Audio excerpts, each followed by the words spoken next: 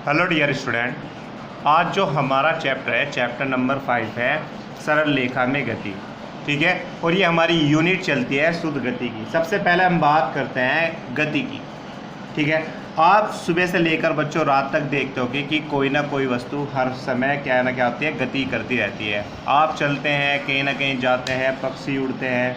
ठीक है, और जो हमारी पृथ्वी है उसका घूमना 24 घंटे में, ठीक है, सूर्य के चारों ओर एक वर्ष में अपना परिक्रमण करना, ये सब क्या कहलाती है बच्चों? गति कहलाती है। ठीक है, तो मैं कह रहा हूँ कि जो ब्रह्मांड है, ब्रह्मांड में प्रत्येक वस्तु क्या होती है? गतिशील होती है। जैसे हमारे उपग्रह हो गए, ठीक है, ग्रहों के चारों ओर परिक्रमण करते हैं। ठीक है, सौर मंडल में सभी ग्रह सूर्य के चारों ओर परिक्रमण करते हैं। तो इस तरह से मैं आपको बताना चाह रहा हूँ कि जो ब्रह्मांड में जो प्रत्येक वस्तु है वो क्या होती है? गतिशील रहती है। ठीक है, क्लियर है? अब हम सबसे पहले जो हमारा टॉपिक है ये आता है यांत्रिकी। कौन सा टॉपिक आता है हमारा? यांत्रिकी। तो हम बात करते हैं मैकेनिक्स की। यांत्रिकी, यांत्रिक क्या होता है? भौतिकी विज्ञान की वह शाखा जिसके अंतर्गत हम वस्तुओं की गति का क्या करते हैं? अध्ययन करते हैं। जिसके हम भौतिक विज्ञान की वह शाखा जिसके अंतर्गत हम वस्तुओं की गति का अध्ययन करते हैं, क्या कहलाता है? यांत्रिकी कहलाता है। ठीक है, तो यांत्रिकी को हम 3 शाखाओं में विभक्त करते हैं। यांत्रिकी को हम कितनी शाखाओं में विभक्त करते हैं? 3 शाखाओं में विभक्त करते हैं। एक तो हमारा होता है स्टैटिक्स, दूसरा होता है हमारा काइनेमेटिक्स, और दूसरा होता है हमारा डायनामिक्स। ठीक है, तो सबसे पहले हम कितने पार्ट बता दिए मैंने यांत्रिकी? 3 भागों में हम किसके क्या करते हैं? डिवाइड करते हैं। एक तो होता है हमारा स्थिति विज्ञान,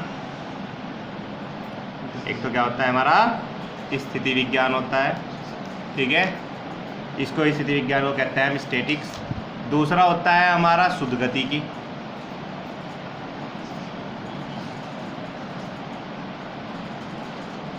जिसको हम क्या कहते हैं? काइनेमेटिक्स। और तीसरा होता है हमारा गति विज्ञान, डायनामिक्स। ठीक है बच्चों, तो ये हमारे 3 भाग होते हैं यांत्रिकी के। एक तो स्थिति विज्ञान, शुद्ध गतिकी, और दूसरा क्या होता है? गति विज्ञान। अगर हम बात करते हैं सबसे पहले स्थिति विज्ञान की, तो स्थिति विज्ञान क्या होता है कि जो प्रत्येक मतलब यांत्रिकी में बहुत सारी वस्तु ऐसी होती हैं जो जिसके अंतर्गत बाह्य बलों के अधीन में क्या होती है? साम्य अवस्था में होती है। ठीक है, जिनमें हम साम्य अवस्था में जो वस्तुएं रखी होती हैं उनका अध्ययन करते हैं। जो साम्य अवस्था में रखी होती हैं उनका जो अध्ययन करते हैं वो हम किसके अंतर्गत करते हैं? स्थिति विज्ञान के। स्थिति तो आप समझ रहे होंगे कि जो उसकी गति है वो रुकी हुई है।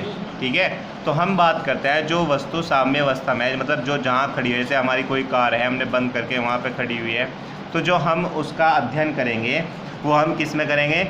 स्थिति विज्ञान में हम उसका अध्ययन करते हैं। ठीक है, इसके बाद हम बात करते हैं किसकी? शुद्ध गतिकी की। शुद्ध गति क्या है? शुद्ध गतिकी उन उत्तरदायी कारकों पर विचार करते हैं जिसमें हम गति का अध्ययन किया जाता है। जिसमें हम क्या करते हैं? गति का अध्ययन करते हैं। मान लिया कोई वस्तु अगर चलने के लिए प्रेरित हो रही हो, तो इसमें यांत्रिकी की शाखा में हम शुद्ध गतिकी में उन उत्तरदायी कारकों पर विचार करते हैं। तो मैंने शुद्ध गतिकी में क्या बताया है? इसमें हम बिना वस्तुओं के गति का अध्ययन किया जाता है। ठीक है, तो ये क्या कहलाती है? हमारी काइनेमेटिक्स कहलाती है।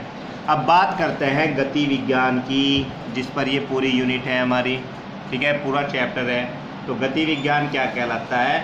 उन बलों पर को हम क्या करते हैं? उन बलों पर विचार करते हैं जो वस्तुओं के लिए हमें दिए होते हैं। मतलब वस्तुओं की गति का अध्ययन किया जाता है, उसमें बलों का अध्ययन किया जाता है, वस्तु का भी अध्ययन किया जाता है, और उस पर लगने वाले बलों का भी अध्ययन किया जाता है। किसके अंदर किया जाता है? गति विज्ञान में। तो इसको हम क्या बोलते हैं? डायनामिक्स बोलते हैं।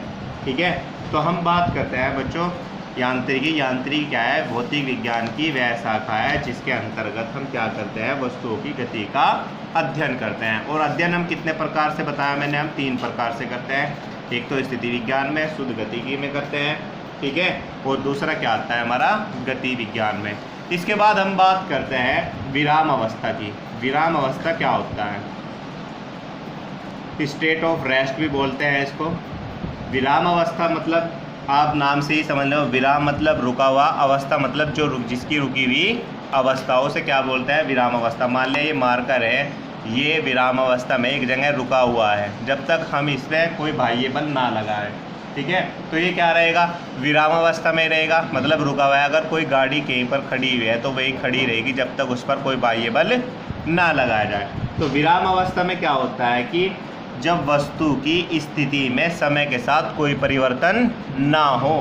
ठीक है, तो वो क्या कहलाते हैं, हम उसको विराम अवस्था कहलाते हैं। जैसे आप देखते होंगे आपका जो मकान है वो समय के साथ एक जगह पर ही स्थिर है। ठीक है, वो कभी हिलता नहीं। अगर भूकंप आए तो बात अलग है, थोड़ा बहुत हिल जाएगा, वरना बच्चों बिल्कुल भी नहीं हिलेगा। तो ये क्या कहलाता है, अपनी स्थिति नहीं छोड़ता है, ये क्या कहलाता है, विराम अवस्था कहलाता है। ठीक है, समझ गए होंगे आप। तो इसको क्या कहते हैं हम, स्टेट ऑफ रेस्ट कहते हैं। अब बात करते हैं हम गति की अवस्था की।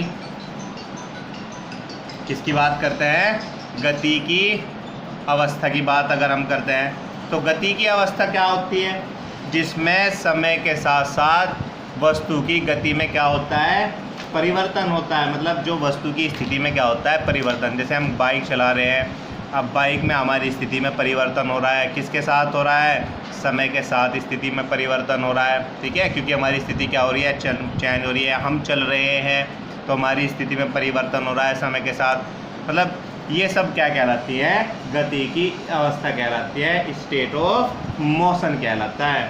ठीक है, तो मैंने आपको आज यही बताया कि जो हमारा चैप्टर 5 है सरल रेखा में गति, इसका जो सबसे पहला पार्ट था वो हम बात करते हैं यांत्रिकी की। यांत्रिकी क्या होता है, जिसमें हम क्या करते हैं, गतियों का अध्ययन किया जाता है। भौतिक विज्ञान की ये शाखा है जिसमें हम गतियों का अध्ययन करते हैं, यांत्रिकी कहलाता है, मैकेनिक्स कहलाता है। मैकेनिक्स में हम कितनी गतियों पर अध्ययन करते हैं, 3 पे, एक तो स्थिति विज्ञान पे, दूसरा शुद्ध गतिकी पे, और तीसरा कौन सा आता है हमारा, डायनामिक्स पे। इसके बाद मैंने आपको 2 टॉपिक बताए, एक बताया विराम अवस्था। विराम अवस्था क्या होता है, जिसमें समय के साथ वस्तु की स्थिति में परिवर्तन ना हो, मतलब जहाँ कोई वस्तु रखी है वो वहीं पर ही रखी रहे, इस अवस्था को हम क्या बोलते हैं, विराम अवस्था बोलते हैं। जैसे तुम्हारे फर्श पर कोई रखी मेज है, वो वहीं रखी रहेगी जब तक हम उस पर कोई बाह्य बल ना लगाए। फिर आता है हमारी गति की अवस्था। गति की अवस्था क्या होती है, जिसमें समय के साथ साथ वस्तु की स्थिति में क्या होता रहे, परिवर्तन होता रहे, इसे क्या कहते हैं, गति की अवस्था कहते हैं। ठीक है, क्लियर है। तो आज हम बस इसी बारे में बात कर रहे थे, आपको इनको अच्छी तरह से अपनी कॉपी में क्या करना है, नोट करना है। बाकी जो चैप्टर है ये हम इसको कल पूरा कर देंगे।